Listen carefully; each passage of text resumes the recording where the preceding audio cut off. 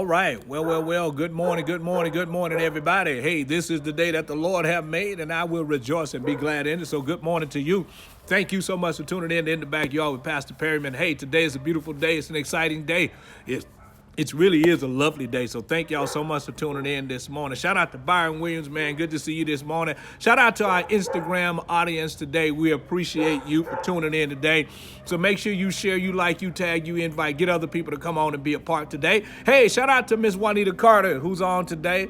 Thank you so much for tuning in today. I appreciate you. Thank you so much for tuning in. Listen, I got my coffee. I'm ready to go. Shout out to Miss D. Good to see you. Thank you so much for tuning in today. Listen, y'all share, y'all like, y'all tag, y'all invite, get other people to come on today, all right? Hey, shout out to Miss Kelly Johnson. Miss Bambi is on this morning. Good to see you guys. Thank you so much for tuning in.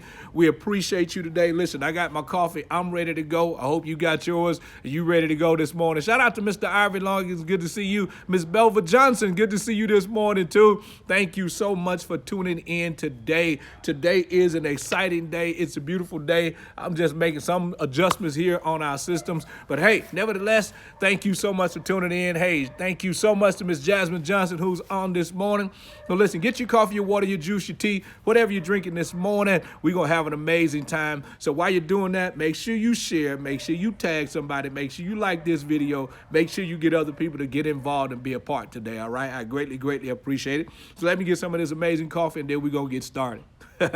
Shout out to Miss Jamie Lynn. Good to see you today, too. Thank you so much for tuning in.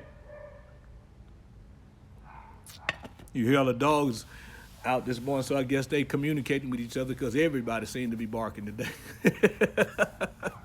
Hey, shout out to Miss Lisa Metcalf, Atlanta's greatest, is on today. Shout out to Miss Melina Ferguson Clark. Good to see you. But let's get to it. You know, I always like to testify about things that have happened in the past because I like to be real to my audience so that people who are watching me can know that there's a real pastor who's touchable. And I remember at one point, when I became the pastor of the church I'm pastoring now in Los Angeles, man, at one point we had started growing. Like 5 new members a week were being added to our church. I'm talking about 5 new members a week.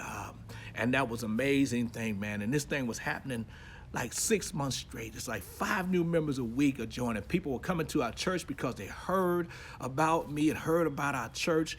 We had an amazing praise and worship team. I mean, their praise and worship was off the chain. Even their choir rehearsals was off the chain. Now we got a pretty good praise and worship team now. But the praise and worship team we had then, it was drawing people. We had people who were members of the church who were going to our church for at least 10 years and had never joined. And all of a sudden they started joining. And we had this momentum flowing and going in the church until one Tuesday night at choir rehearsal. And that Tuesday night at choir rehearsal, a fight broke out. And when I tell you it was a fight, it was a real fight. A fight broke out. 2 people getting into it with each other in the church. They done knocked down all of our television equipment. I mean, we streaming our services live. We got 3 television cameras in the church. Not these rinky-dink small cameras, but we got real television cameras in the church. It's taken me to have 10 people just to run the television equipment in the church just so we could have an amazing broadcast. And man, they done knocked over all of our computers. They done knocked over all of our sound equipment. Television equipment is all over the floor. People are on the floor. I'm in there trying to break it up. I'm getting punched and getting socked, man. And I'm looking at this situation like, you got to be kidding me. This is crazy. Not only am I getting hit, but the 2 people who were fighting, they both blame me. Now, how could I be the one at fault with both of y'all? And they're blaming me over the issue and over the problem that has happened. And so here I am. I'm frustrated. I'm irritated. I'm looking at this situation like, how could this happen? How could this happen in the house of God? The next day, a few days later, which was a Saturday, we were having a thing at the church called drive-through prayer. And people were coming by, were driving by up to the door, and we were praying for people and talking to people, getting them saved. And I leave and I go home, and about 2-3 hours later, my wife calls me and says, honey, get to the church now. And I'm like, get to the church now? Yes, somebody just got killed at the church. I'm like, oh, get up out of here. This cannot be happening. So here I am. I speed back down to the church. It really takes me 15 minutes to get from my house to the church, but I get there in 10, and I'm rolling. When I get there, there's a dead body laying, not at the entry door of our church, but at one of the side doors of our church, covered up. They got the yellow tape out there. They got the police out there. There's a crowd of people out there. And I'm looking at this situation like, this cannot be happening. This lady gets killed minding her own business. She's crossing the street and somebody is speeding down the street, running from somebody who was shooting at them, hit her in the crosswalk. And here she is. She's on the car when they hit her. And all of a sudden now the guy goes to a street light while she's on the pole, on the car. He hits the street light with her on it, and he breaks the street light up. And he makes this stop because he has hit a telephone pole with her on it. And all of a sudden she dies instantly and slides at the door of the church. And I'm sitting here like, this is crazy. This is crazy.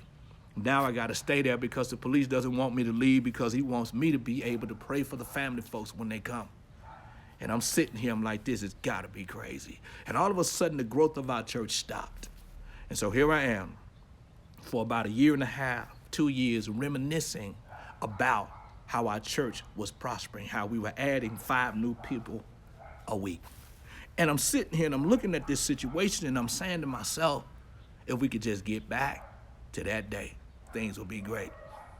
Then I start to realize that here I am living in the past. I start to realize that God is not the God of my past, but he's the God of my today. I start to realize that what God did yesterday, he could do greater today. So I said to myself, I'm not going to dwell on the past. And there may be some of you right now who are watching me today, and you might be saying, now, Pastor, I've been dwelling on my past long enough. You got to make a decision today that you're not going to dwell on your past. Maybe you made some past mistakes in life, and you have asked for forgiveness for them. You can't live on your past. Maybe you've been to jail. Maybe you've been to prison. Maybe you messed up relationships, and that was in your past, but you're a new creature now. You can't live in the past. Maybe you had some past accomplishments that were all great to you, but you can't still live in the past.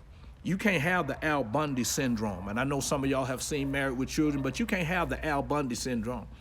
Al Bundy syndrome is where Al Bundy relived his high school days on a consistent basis because that's where he was the man at, where he talks about playing for Polk High School and scoring 3 touchdowns in a game, and that was a highlight of his life.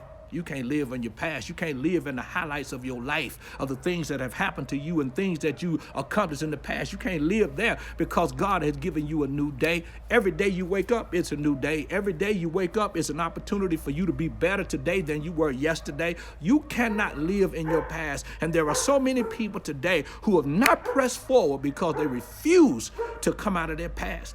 There was a man in our church who had become an alcoholic.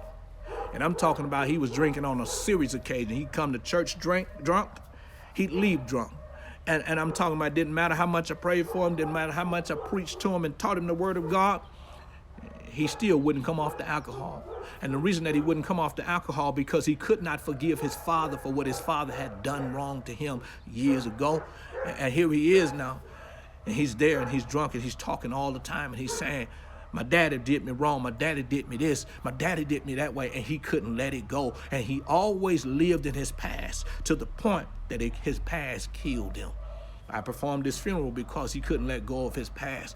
I'm here to tell you today that you can't live in your past. You can't dwell in your past. Maybe you made some past mistakes, but you got to get up and pick up the pieces and keep on moving. You can't look at your situation as a situation where I'm not going to be able to make it and I'm not going to be able to accomplish anything in life. See, everybody goes through something. Everybody drops the ball. Everybody messes up. Everybody does something stupid in life. Everybody does something that ain't been right. But here's the thing. You cannot live in your past. I never forget, I become so angry with the people in church one day.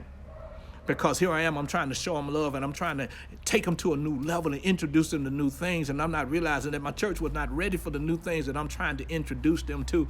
And so I become angry to the point that now all of a sudden I got negative thoughts because people have got negative things to say about me. You know, when you come from the streets and people got negative things to say about you, you're ready to defend yourself. And so here I am. I stand up in church one day and I say to the people, if you don't want to be here, you can let the doorknob hit you where the good Lord split you. And that's the worst thing that I could have ever said. And here I am now. I done frustrated the people and made them a little bit more angrier. So now I ask the people for forgiveness and they forgive me, but they don't really want to work in church anymore because of something that I said. And every time I would see the people, I would always apologize for something that I said. But then Sister Ruth came to me one day and said, Pastor, stop apologizing. You've apologized enough. Don't you let me hear you apologize again. If they're going to forgive you, they're going to forgive you. If they're not going to forgive you, they're not going to forgive you. But don't you apologize again. You've done enough. And there's so many of you right now, you are still apologizing for the things that you've done wrong.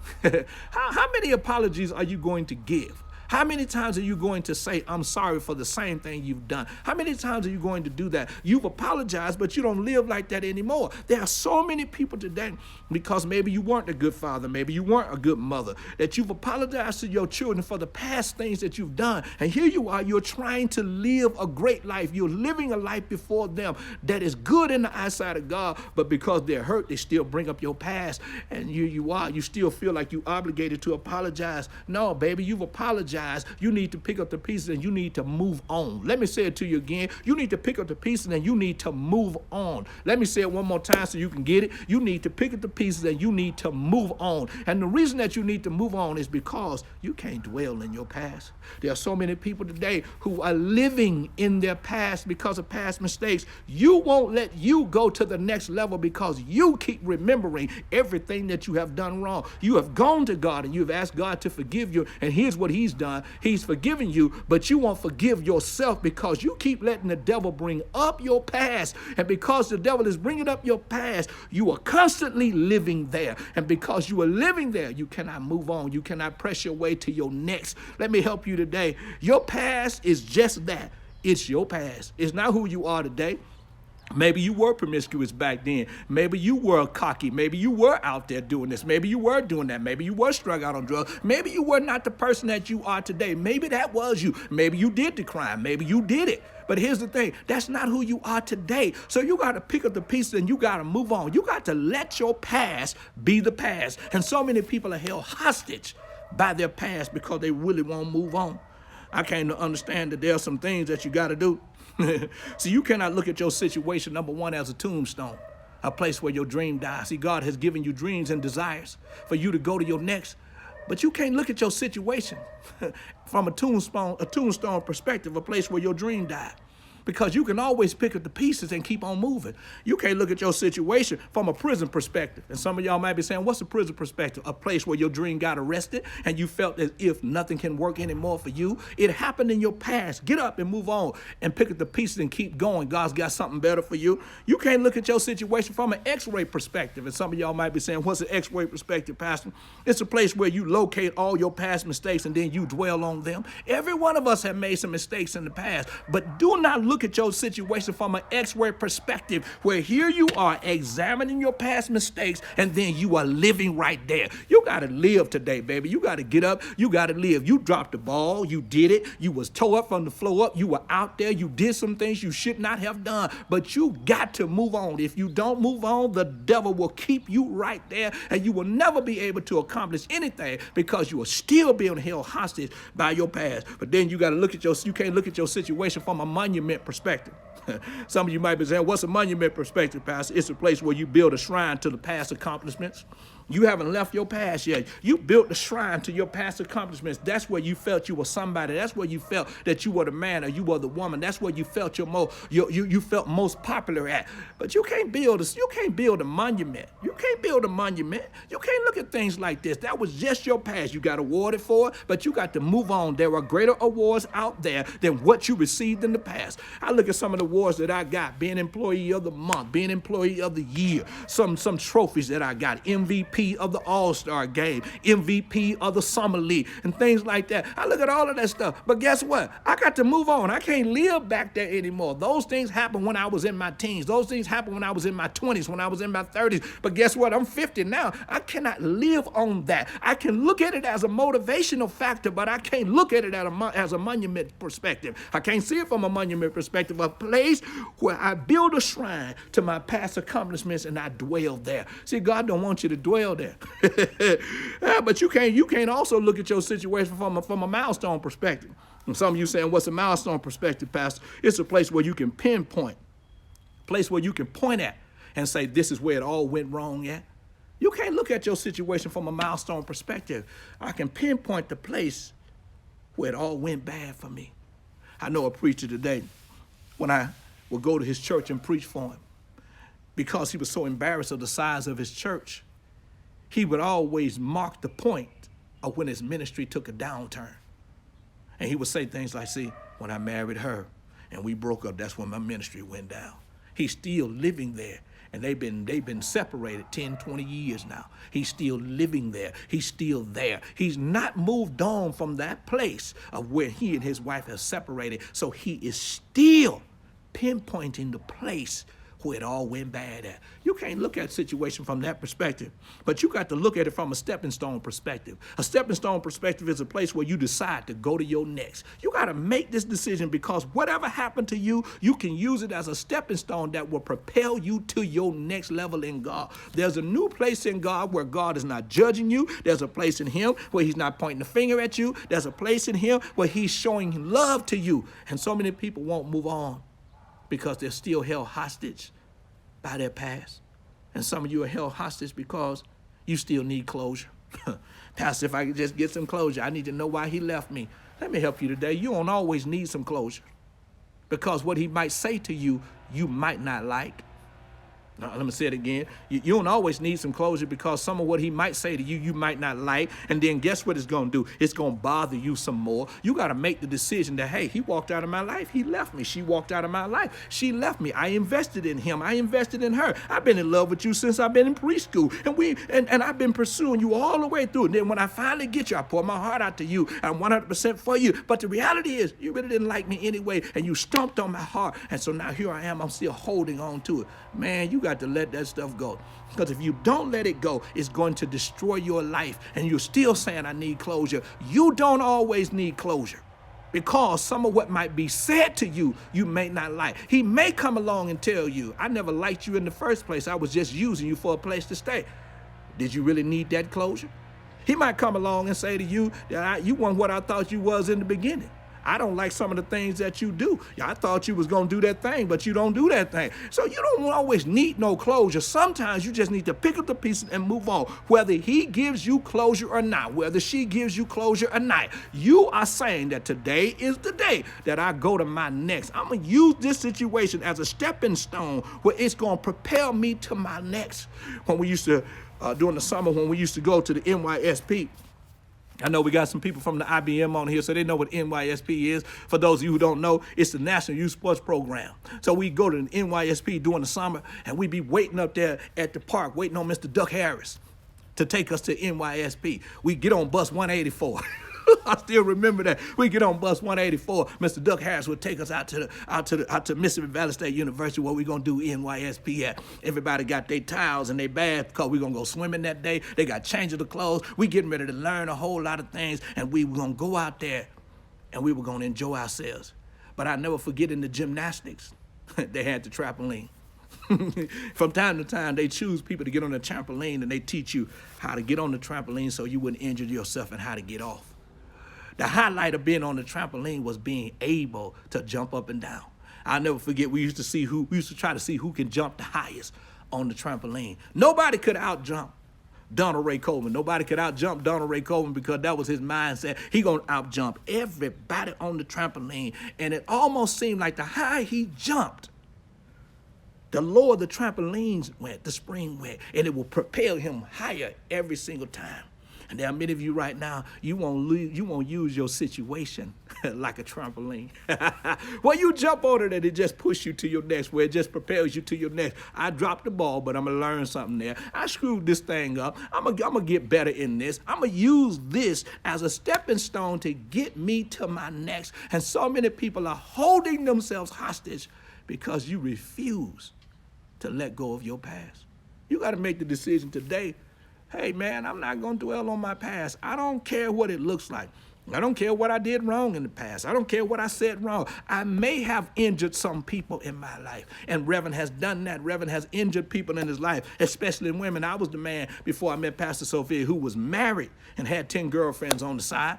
So you know I had to injure a lot of women's lives. I was the man who was running in and out of a women's life. I was the man on his key ring that had the keys to 6 different houses, and that was my way of coming and going in and out of their life. I was the man who was lying and telling them I loved them when I didn't care anything about them. I was the man who was messing up their life. I was the man who was doing that. But guess what I'm not? I'm not that man that I used to be yesterday. I'm not that man. I dropped the ball. I screwed up. I stepped on some people's hearts. I did some things that I should not have done. I've taken some advantage of some women and taken some advantage of other people in my life. But guess what? I can't dwell on my past because I'm a new creature in Christ. You must accept who God says that you are. The Bible says to you that you are a new creature in Christ. So you got to believe that. The Bible says that you're the righteousness of God. So guess what you have to do? You got to believe that. And some of you do not believe what God has done for you. He looked at your situation and he saw that you needed a savior. That's why he came to the cross and he died for you. He gave his life for you. He shedded his blood on Calvary's cross for you so you could be a new creature in him. So how dare you reject what God has done for you? It's only the foolish and the prideful who will reject what God has already done for them. See, some of the things that we call pride ain't pride at all. It's really humility. And some of the things we call humility is pride. What do you mean, Pastor? See, when you're in agreement with God, and you're saying the things that God is saying, you're doing the things that God has told you to do, the world will look at it and call you prideful and arrogance, but that's really humility because you've humbled yourself to God and you're saying that I'm following the path of God. Whatever God says about me, that's what I'm going to say about myself. Whatever God tells me to do, that's what I'm going to do. Wherever God tells me to walk, he tells me the place where the soles of my feet are tread. He said he'd give that to me. So I'm going to walk like this. I'm going to talk like that. So guess what I'm going to do? I'm going to humble myself by following God and saying what God says. But then that's a false humility or pride. Pride is when you reject what God has said about you. Pride is when you say, I don't want this that God has for you. Pride is when God has blessed you with a new car and people talk to you about the car. Oh my God, see that God blessed you with a new car. And you say words like this, oh, this old thing I got, oh, it didn't cost that much. That ain't humility, that's pride. You are going against what God said. God blessed you with a new car. You ought to be happy about it. You should be telling people, yeah, he blessed me with it. You ought to tell them, yeah, it cost me X amount of dollars. You ought to go off the deep end with it because God gave it to you. Don't you be foolish and miss out on what God has in store for you because you're trying to be too humble. Listen, there ain't nothing wrong with you saying about what God has done for you. Man, I make a decision every single day to glorify God. I make a decision to glorify him with my life, to glorify him in my money, to glorify him in my preaching, my teaching. I make it a point to glorify him every single day in the things that I do. I make it a point to do that. So don't you miss out on what God has in store for you because you are still dwelling on your past. Your past is just that. It's your past. It's not who you are today. Accept who God has made you and run with it. People may not understand it. They may not even like it, but that ain't your business. It's not your business what they think about you. It's not your business how they feel about you. That's not your business. What your business is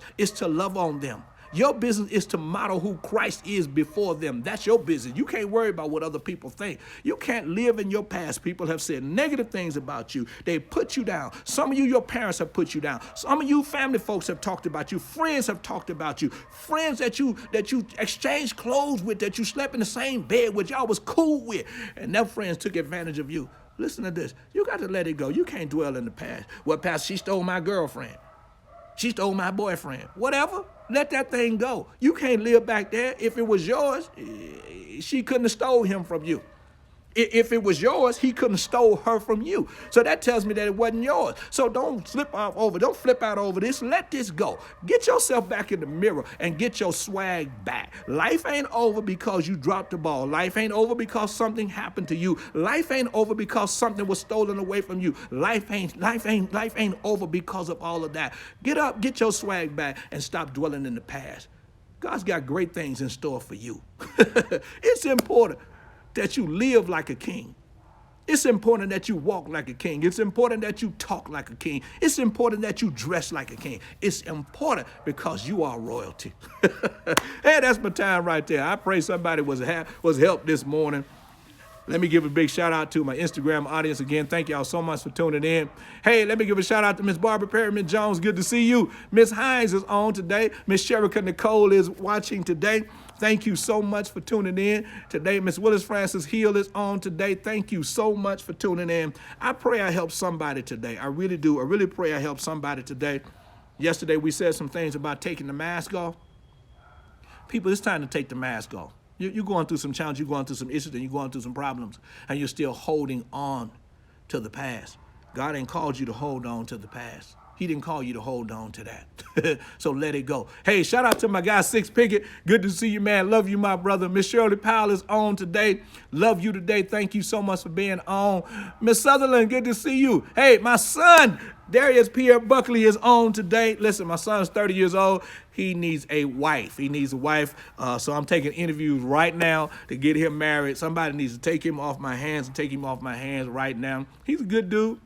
He looks just like his daddy, so that means he got some handsomeness and some sexiness in it, but he don't have the same swag that his daddy got. He need to work on that. So listen, I'm taking interviews to get my son married. Somebody take my son off my hands real quick. Let me quit playing this stuff. Let me quit playing today. And listen, and when you take him off our hand, you got to sign a contract that says you cannot give him back. You got to keep him. And listen, love y'all. Shout out to Miss Abigail Yates. Good to see you. You know I love you. Hey, shout out to Latrina Allen. She's on today. So thank you so much for tuning in today. I appreciate you. Miss Marucka Yates, good to see you. Thank you so much for being on today. Thank you so much. Miss Ashley Murray, good to see you. Hey, tell your mother I said hello too. So good to see you this morning. But listen, we do got to get my son taken off my hands. Y'all check him out. You know, he think that his hair is all wavy and that, you know, that he's dripping wet and things like that. So y'all pray for him. Pray for him quickly. He got to stay away from Sherika, and he has to stay away from Miss Jasmine. He has to stay away from them. I don't want them to corrupt his mind. Because they weigh on a whole nother level. You know, I don't want them to corrupt his mind. Let me pray for you today. Let me pray for you today. And I'm believing God for some supernatural things to take place for you today. I really am. Some supernatural things to take place for you. And listen, let's trust God today. Let's trust God today. Let's trust God today for some amazing things to take place. Listen, you've gotten enough bad reports. You've gotten enough negativity taking place in your life. You've gotten enough of that. It's time now for you to believe God for something big to take place in your life. And listen, I want you to write down your big things today. Write down the big things that you're believing God for. And listen, I want you to take the opportunity to confess it and talk about it every single day. And I want you to talk about it as if you already got it. I don't want you to talk about it like God is going to give it to you. You need to talk about it like you already got it. Let me say it to you again. You need to talk about it like you already got it. Not like you are going to get it, but you already possess it now. That's how God operates, all right? Shout out to Miss Judy Pitts. Good to see you today. Hey, it's Miss Marucka's birthday. All right. Happy birthday to Miss Marucka Yates. Y'all give her a big shout out today. It's a happy birthday for her. Listen, today is Miss Marucka Yates Day. It's Miss Marucka Yates Day. It's her birthday. So y'all show her some love. Y'all show her some love. Show her some love. Show her some love today. It is her day. So listen, write down the biggest things, and I feel that in my spirit to tell that to you today. Write down the biggest thing you're believing God for. And listen, and don't play around with this. I'm talking about this is something you seriously desire and that you seriously want. This ain't something that you just thinking about. I'm talking about this is in your heart to possess and have. All right. So I want you to write this thing down. I want you to talk about it every day. I want you to confess it every day. Find scripture in the Bible that says you can have that. Listen. So I want you to do it because you're going to see God do something amazing for you because you're trusting and believing him for big things. Listen, God can handle big things. He can do the impossible. It's not too hard for him to handle it. All right. So listen, I need you to do that. Get that. That's what I feel in my spirit for you today. So write it down. Reverend got some big things in his heart that I've been writing down and confessing 5, 6, 7 times a day. And I'm starting to mark things off of my list as they come to pass. So I'm encouraging you to do the same thing, all right? Need you to do the same thing and watch what God does for you, all right? So that's really my prayer for you today right there, all right? So listen, do me a favor. Get your seed in the ground today. Get your seed in the ground today. Get your seed in the ground. Click on the online giving button there and get your seed in the ground. Get it in the ground. Go to our website, kingdomlifefaithcenter.org. Again, kingdomlifefaithcenter.org. And let the Lord bless you today by getting your seed in the ground. This is good ground soil. We've had many people who sown into this ministry and their lives have been blessed. We've had people who sown money, $100 into the ministry, and before they could even get the $100 into the ground good, they are already blessed with $1 million real estate deals and things like that. So listen, this is good ground ministry. So get your seed in the ground and watch what God does for you, all right? He will really bless your life. So get your seed in the ground and watch what he does for you. So click on that online giving button on our website at kingdomlifefaithcenter.org. And you can give your tithe, your offerings, or if you're sowing because you're watching in the backyard, there is a link there that says in the backyard with Pastor Perryman. Hey, you can get your seed in there. If you want to be a part of the We Believe campaign, that's where we're raising $25,000 for our next new building. So listen, you can participate and partner with us because remember we said we don't believe in team I, we believe in team we. We are a team. So for every soul we win, for every life we change, for every person who gets built up, you get credit for it because you are a part of the team, all right? Hey, if you want to sow personally to me, you could do it through the Cash App. The Cash App is the $ Pastor Perryman. Again, the Cash App is the $ Pastor Perryman, all right? You can get that seed in the ground today, all right? So love y'all, appreciate y'all today. That was my prayer that I gave you earlier for Ida Bean and for the Delta and for Belize, all right? That's my prayer today for it, all right? So listen, love y'all, appreciate y'all. And listen, again, hey, Miss Mary Collins, good to see you. But again, my son is to stay away from Sherika. He is to stay away from Jasmine because they'll corrupt his mind. Now, my son, he likes older women. He likes older women like his papa. He likes older women. So y'all pray for my son. Get him on, don't take advantage of him, but, sign his contract and get him away from us so everything could be all right.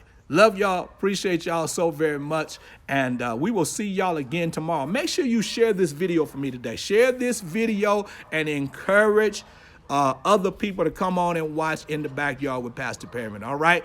Hey, love y'all. Y'all be blessed in Jesus' name. All right. Love y'all.